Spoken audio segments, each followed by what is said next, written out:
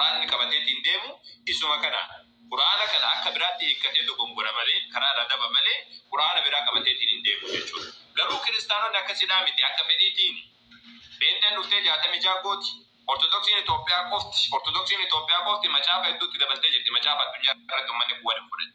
Garuu amma ortodoksiin keenya jedhani ortodoks malsaa allaaf jedhanii sin deeman. Imma beetaachiin ortodoks jedhanii yoo barbaadan imma beetaachiin ortodoks malsa allaat yoo malsii qabaatte akkamitti macaafa dabalatte isinii galee yoo malsii qabaatte akkamitti macaafa dabalatte yoo macaafa qabaatte ammoo macaafa akkamitti dabalatte kun waan jabaadha beekadha. Callisiituma namni ortodoksiin deebii qabdii akkana qabdii akkas qabdii osoo hin taane eega fedhii irratti nun doofne taate qeesiin walgeettee kawaa murteessine taate dubbii rabbii eega taate akkamitti ortodoksiin Itoophiyaadhaa macaafa dabalataa qabdi fakkeenya matsaaf Heenok kan jedhamu addunyaa kana irratti namni itti amanu hin jiru yoo ortodoksii Itoophiyaa taate malee addunyaa kana irratti ortodoksii Itoophiyaa qofa bira jira. Yaa jara keenya gudii kana argitanii beektanis ortodoksii Itoophiyaa qofa bira jira. Fedhiidha moo fedhiidhaa miti kun? Fedhii jechuun bar miira kan keetii waa filachuu jechuudha. Miira kan keetii waa filachuu jechuudha. Joova bira odhayte Joova witnessii macaafa isaan illee akka ofiis barbaadanitti wanna godhanii erga sanii nuti iyyuu haqarra jirraa jedhanii. Kun hundi isaadhu fedhii kan keeti. Fedhii kan keeti. Miira kan keetii waan filatteedha malee waan Rabbiin subhaanahu wa ta'aala sii fileedhaa miti jechuudha. Kanaafuu Yesuus Kiristoosii hordofuu yoo barbaadan wajjin wannaa jedhan kana yookaan ammoo dhamaasaa amma akkanatti isinitti jiru kana gadhiisaati. Rabbiin subhaanahu wa ta'aala karaa inni isinii file karaa Rabbiin irra gad isin buuse kanarraa gad bu'aa jechuudha. Isinii galee gad bu'aa jechuudha. Isa kanaadha yaadni jiru waliigalatti alaa kulla halmee booda irratti waan Yesuus Kiristoos itti deddeebina jidduudhaan ijoollee dubbifneetiin deebina. Assalaamu alaikum warahmatullahi wabarakatuh hundi keessatti. Dubbadhaa yaa jamaa. وعليكم السلام ورحمة الله وبركاته أستاذ. سكرين كيان فقاتا. لا نجرى سر التجر. أي وقت بطن كمتني. ما ندبن وما نكم أستاذ. وما وانجنكم. أمي برايو كباتن بيكو أني كمك يعني كبوما. أي تودي. Sasa tayo tutuni wakab dasa Daud Ibrahim le gafe kabeda boda sirra buda bayo takne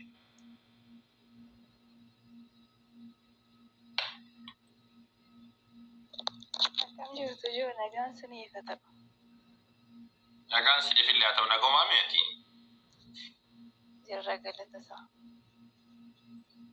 mal tujira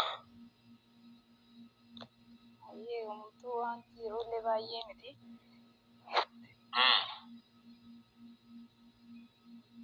yaada kanarratti maal jettame ati dubbannu yaada amma dubbanne kanarratti maal jettame yaada nuti dubbannu kana amantiin kiristaanaa waan fedha namoota irratti ijaarame malee namoota fedhee macaafa walitti qabate namoota tuyyuu akka barbaadetti murteeffatee deema malee waan karaa rabbiitiin qat jedheetiin nu bira ga'ee miti jennaan maal jettee isa kanarratti yaada yoo qabatte ibsa. No isa qabatanii dhuguma namoota garaagaraatiin inni barraa'eera qabatan garuu gaafinani qabu kan biraadha malee.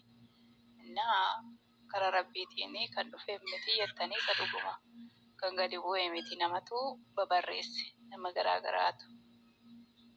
Anamma quraana irraan gaafadha. Quraanni gubbaarraa nuu bu'ee jettan waraqatuma callaa kanatu gadi bu'e moo edda lafa ga'ee barreeffame moo akkamisa? Gaafi kana yeroo meeqafaa gaafatu jirti? Ani hin gaafanne kanaan dura. Nageenye iyyuu gaafi kana wayita deebii itti kennamu nageenye nu gaarabbi. Hin nageenye dhugaan gaafanne sani gaarahu quraana keessaa waan hin dubbise kanaan dura si gaafadheera. Garuu quraanni akkamitti akka dhufe hin gaafanne. Guyyaa tokko leetoo gaafadheera. Tarii naaniif ne.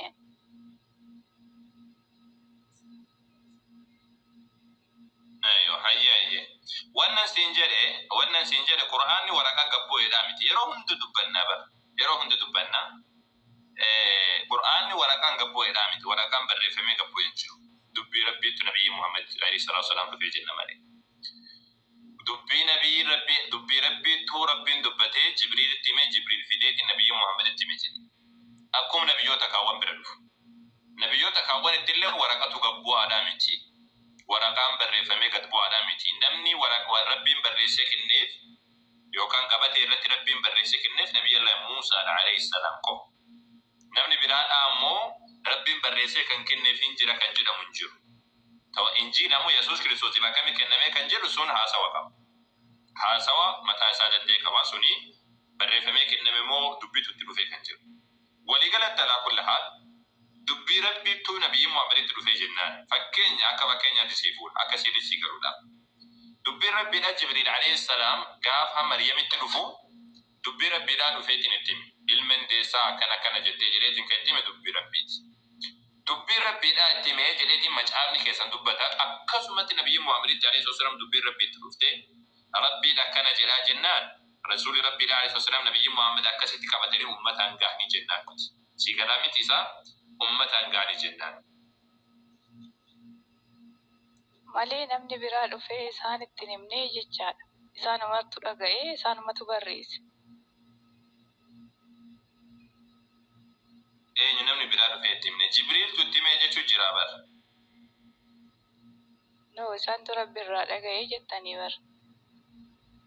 Innaa lillahi wa Yoos immoo innaa Jibriil ilaihi maaf hin barreessine ree? Ani kan hin jedhu. Yoos immoo Jibriil maaf hin barreessine ree? Na dhageessesaa waan jiru dhaga'u jirta sirritti? Dhaga'ee. Sirri jechi an jedhu sirri ta'uu dhabuun boodar afaanuma Oromoo an jedhudha sirri afaanuma Oromoo an jedhu kana sirritti hubadhu. Irra si deebi'eera takka. Wannan siin jechuun jiru Jibriiltu rabbirraa dhaga'eetiin dhufeeti nabiyyi Muhammaditti dubbii rabbii himee siin jechuun jira. Irra si deebi'u ammas si galee amma. Dubbii rabbii iddatti mee eenyu kan barreessedha mani Jibriiltu barreesse moo Nabi Muhammaditu barreesse moo eenyu kan barreesse? Waan gaarii. Ergasanii nabiyyi Muhammad alayhi salaam karaa lamaan uummatatti dhiisanii bira deeman. Karaa lamaan karaa tokko qofaan miti. Lamaan tokkoffaa ka irra caalullee isa sanidha. Sammuutti qabsiisan uummata isaanii warra isaan barsiisan nabiyyi Muhammad alayhi salaam. Nabiyyi Muhammad alayhi salaam uummata isaanii sahaabaa isaanii barattoota isaanii sanii sammuutti qabsiisanii bira deeman. Karaa tokkoffaan isa kana. Hagamma muslimni kan irra deemu isa kana. Daa'imman miliyoonota lakkaa'amutu nama miliyoonota lakkaa'amutu iyyuu Qur'aana sammuu keessaa qabu. Osoo addunyaa kanarraa kiristaanaa fi Yahudaan warri dachiirra jiru kun guutuu wal ga'ee Qur'aana kana gubee ittiin fideessi galee gubee waan dachiirra jiru guutuu osoo fidee iyyuu daa'ima xiqqaa waggaa 7 Qur'aana kana sammuudhaa qaba jalqabarraa kaasee gatumuudhaati. Karaan tokko isa kana karaan jajjabni jechuudha. Nabi Muhammaditti sammuu isaanii keessa qabatan Nabi Muhammad sallallahu qalbii isaanii keessa qabatanii uummatatti illee qalbii isaaniitti kennanii biraa deeman. Karaan jajjabni isa kana. Karaan lammaffaadha karaa barreeffamaati. Karaa barreeffamaati Nabi Muhammad alayhi salaam barreessitoota Qur'aanaatu jira. Warra Qur'aana barreessan Nabi Muhammad alayhi salaam kootu barreessiranii warra barreessisan jechuudha. Barreessiranii Nabi Muhammad alayhi salaam barreessisan. Kun hadiisa Bukhariidha hadiisa 4,400 fi 989 irra jira. Sigaleen Zayd ibn Saabitiin fa'aa kootu barreessinaatiin tura akka Nabiyyi Muhammad alayhi salaam bayyamaatiin turan jechuudha. Nabiyyi Muhammad alayhi salaam barattoota isaanii namoota nuti maqaa beeknu waa'ee isaanii beeknu barreessisan. Guutuu isaadha gara lamaaniinuu barreeffamee lafa kaa'ame. Barreeffamaan illee gaafa Nabiyyi Muhammad alayhi salaam du'an geeffameetiin jira. Sigaleen geeffameetiin jira. Guutuu isaatu barreeffamee ture. Akkasumallee sammuutti illee qabsiisanii uummata qoma isaanii keessa qabsiisanii bira deemu. Karaa lamaanuu Qur'aana gammaatti fameetiin jira. Karaa lamaan kanneen akka Nabiyyi Muhammad irraa fudhanne gadi hin dhiifne takka miti. Qur'aana kan harfi takka si galee harfi takka qubee takka itti dabaluun hin danda'amu wanna wal dhabbii dhiisiiteeti. Awurooppaa haa jiraatu biyya kamiyyuu haa jiraatu Qur'aanni qubeen takka wal dhabuu keessatti dabaluun hin danda'amu. Namni qubee takka Qur'aanatti ni dabala jedhetti yaade Islaamummaa keessa ala jira hin kafara. Namni qubee takka irraa dhiisellee hin kafara waan dubbatame kanarraa jechuudha. Kanaaf muslimtoonni hundi isaaniidha osoo